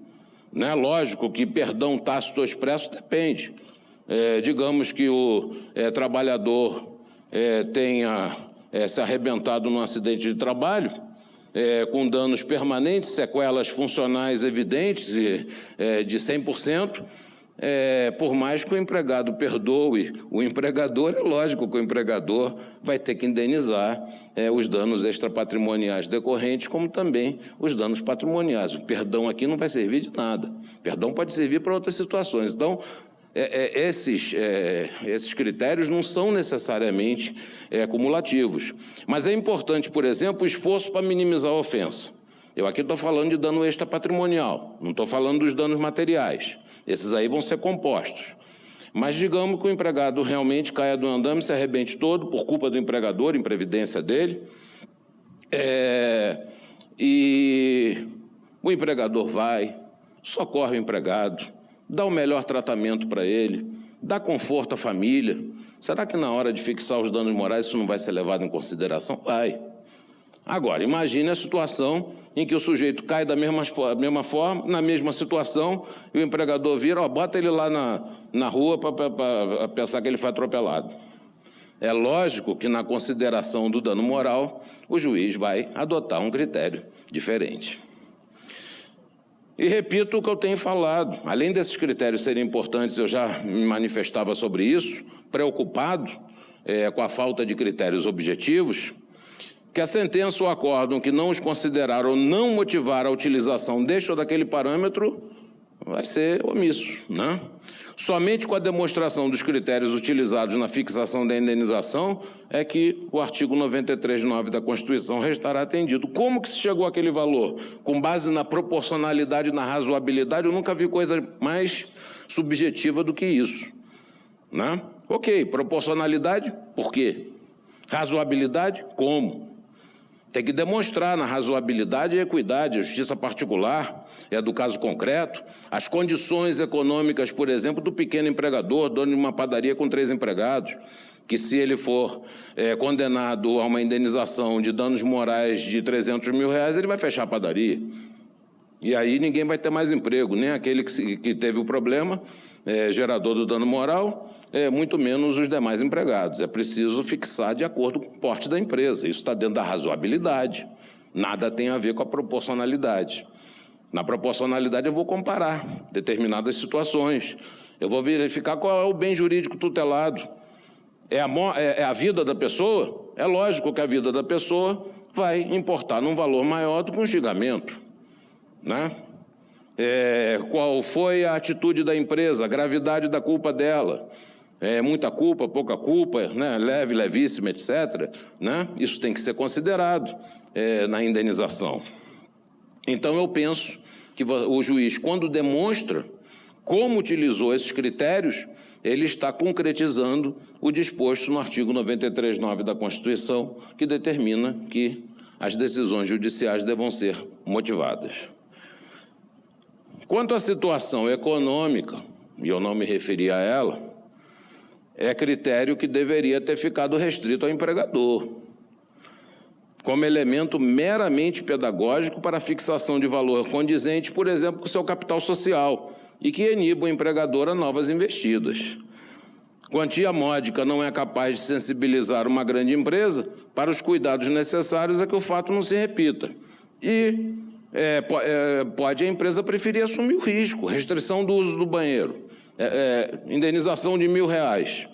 Poxa, eu vou pagar a indenização de 1.000 aqui, vou pagar a indenização ali, é preferível pagar a indenização porque minha produtividade vai ser maior se ele não for ao banheiro toda hora. Uma empresa de grande porte pode pensar, não estou dizendo que vai pensar, mas pode pensar dessa maneira. Então tem que ser uma quantia que sensibilize o empregador a fim dele mudar os métodos organizacionais e repelir aquela ofensa. E quantia excessiva pode simplesmente inviabilizar a continuidade do negócio. Então, tem que haver realmente, por parte do juiz, uma ponderação. E isso não pode ser nem pelo bom senso, nem pelo senso comum, que são critérios extremamente subjetivos. O que é bom senso? O que é senso comum? Não pode, tem que ser alguma coisa mais concretizável, mais palpável. Me parece que só os princípios ou os critérios da proporcionalidade, da razoabilidade, é que podem realmente, na operação desses critérios estabelecidos pelo legislador, levar a um lugar comum. É o que, em outras palavras, diz o artigo 944 do Código Civil. Que, havendo desproporção, nesse caso, então, você vai, de forma razoável, fixar um determinado valor. Quanto ao trabalhador, a verificação de sua situação econômica para efeito de fixação do valor é fator discriminatório. Não pode. Como é que eu vou verificar a situação econômica do empregador? Olha só, qual é o nome do bem que nós estamos em tela? É bem extrapatrimonial. O nome está dizendo bem extrapatrimonial. Se é extrapatrimonial, e o nome já o diz, eu não posso falar em situação econômica do empregado. Esquece isso. Isso não serve para isso. Caso contrário, eu vou estar discriminando, vou estar dizendo que o trabalhador que ganha menos, ele deve ser menos considerado que o trabalhador que ganha mais, que deve ser mais considerado. Então, não posso partir desse tipo de critério, eu tenho que pensar num valor neutro.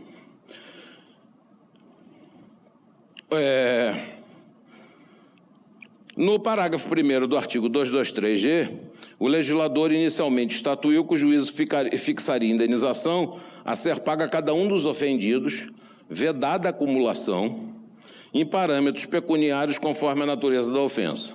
Isso foi a Lei 13.467 que fez. Se leve até 3 vezes o último salário contratual do ofendido, se média até 5 vezes o último salário contratual do ofendido, se grave até 20 vezes, se gravíssimo até 50 vezes o último salário contratual.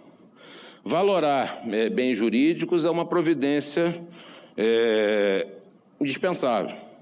Bens extrapatrimoniais, a perda da vida, a amputação de um membro, uma queimadura corporal significativa, uma doença profissional limitativa da vida ou da capacidade laborativa, uma desonra, trabalho escravo, assédio sexual, são ofensas gravíssimas, me parece.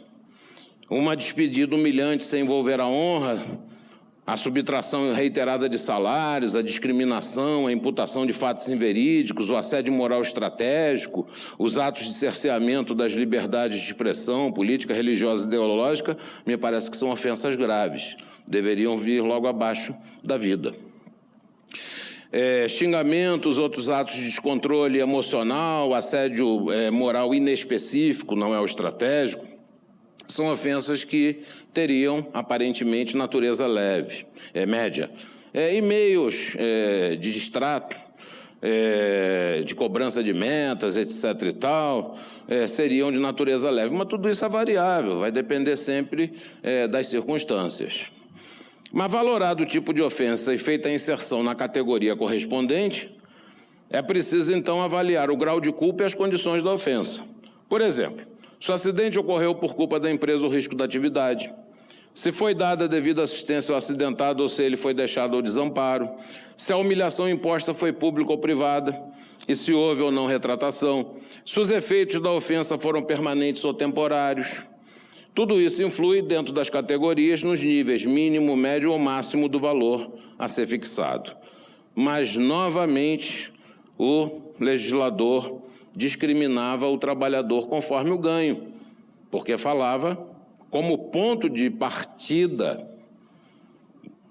em tantos salários contratuais.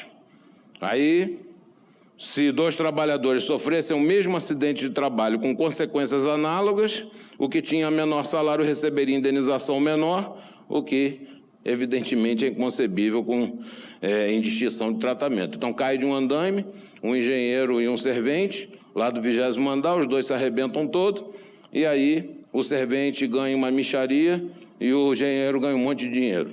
né? E as consequências são análogas. É lógico que isso daí não é a justiça que se espera do Poder Judiciário, muito menos do legislador. E o legislador corrigiu na medida provisória número 808, mas corrigiu em parte. Ou seja, ele corrigiu o ponto de partida, no sentido de que agora são valores de referência, que é um critério neutro. Eu defendia no meu livro, antes, que era 3 salários médios do trabalhador brasileiro. Dá mais ou menos a mesma coisa. É um ponto de partida neutro. O problema é o ponto de chegada. Porque no ponto de chegada há uma limitação. Só pode ser aquilo, não passa de 50 vezes o maior valor de referência. Não passa de 20 vezes o maior valor de referência. E esse problema de fixar valor para a composição dos danos extrapatrimoniais, que é o tabelamento, o STF, em reiteradas decisões, já tem decidido que essa limitação é inconstitucional. Porque o artigo 5º, 5 da Constituição, prevê indenização proporcional ao agravo. E não é possível lei ordinária limitar o valor da indenização. O Supremo Tribunal Federal fez, a partir das limitações valorativas que constavam da revogada lei de imprensa, para efeito dos crimes de calúnia, injúria e difamação, né, que eram, pela lei de imprensa, de 50 a 50 salários mínimos, né? Ou coisa parecida. E naquela época em que esses processos foram julgados, eu vou falar primeiro do Linde Case, RE 396-386 da segunda turma do STF, relator ministro Carlos Veloso, 2004, ele diz que o artigo 52 da lei de imprensa não foi recepcionado pela Constituição em razão exatamente da lesão proporcional ao agravo do artigo 5º e 10 da Constituição. Isso foi reiterado em 2007 por voto condutor do ministro César Peluso, no sentido de que toda limitação prévia e abstrata ao valor da indenização por dano moral, objeto de juízo de equidade, é incompatível com o alcance da indenizabilidade restrita assegurada pela atual Constituição. A lei de telecomunicações também fazia uma limitação a 100 salários.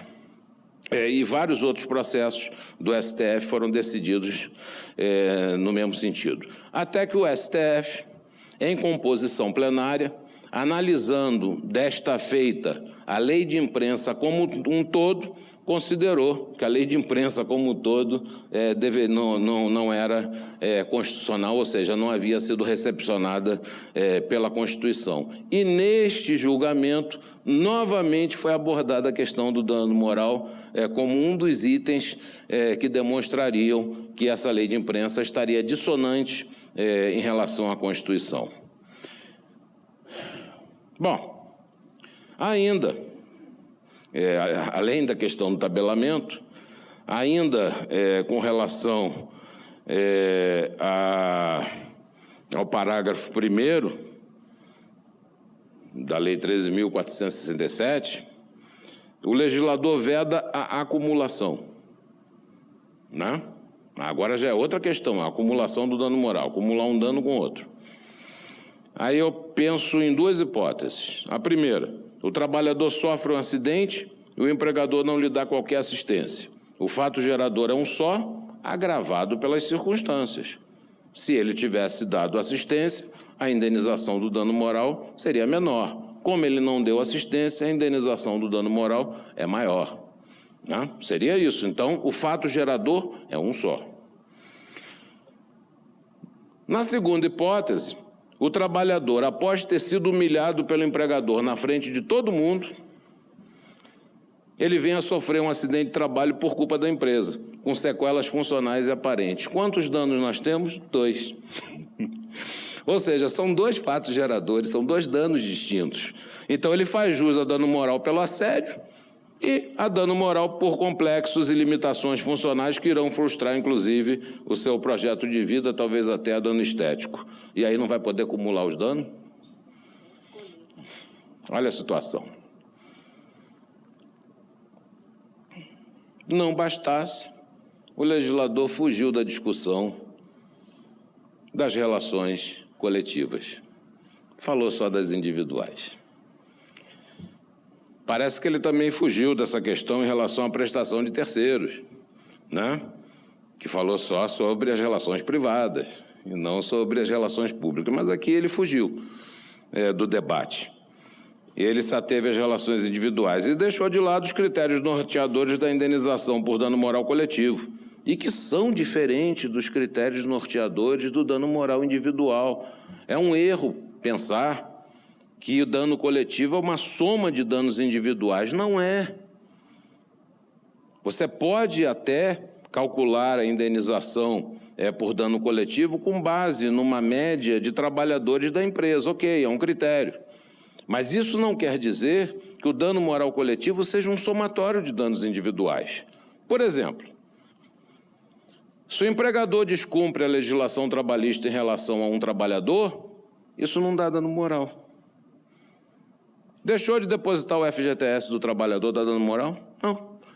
Mas se deixar de depositar o FGTS dos trabalhadores de uma empresa e o Ministério Público ingressar com uma ação civil pública, vai haver condenação em dano moral coletivo. Então, dano moral individual é uma coisa, o coletivo é outra.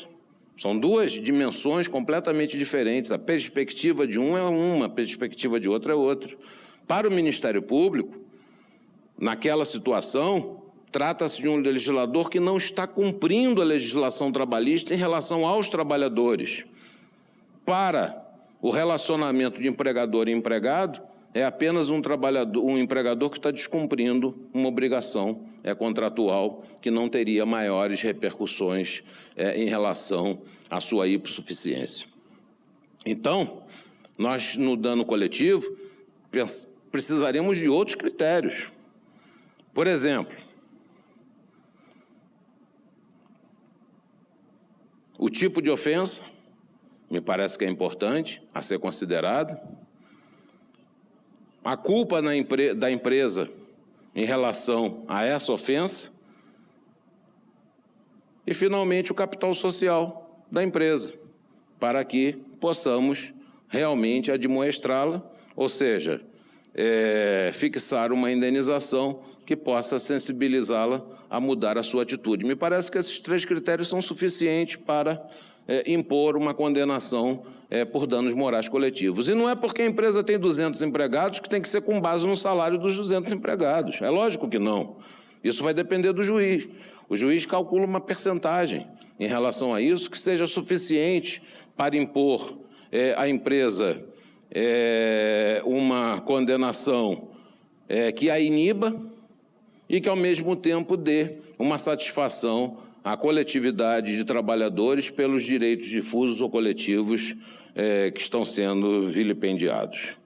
Enfim, penso que essas seriam as considerações iniciais que eu teria sobre essa questão dos danos extrapatrimoniais. Gostaria de falar muito mais, vocês não gostariam de me ouvir, certamente, porque o bom de quem fala é a vontade de falar, e o bom de quem ouve é a hora que ele acaba. Muito obrigado.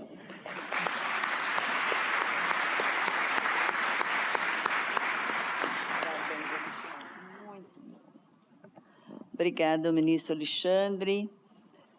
Como vocês viram, fomos mesmo brindados hoje com as colocações do ministro Aloísio sobre a prescrição e agora do ministro Alexandre, esclarecendo aí toda essa questão dos danos extrapatrimoniais e principalmente em relação à reforma trabalhista, não é? Então, eu agradeço ao ministro Alexandre, ao ministro Aloísio já agradeci, pela disponibilidade. A gente sabe que é sempre muito corrido, né, para vir aqui.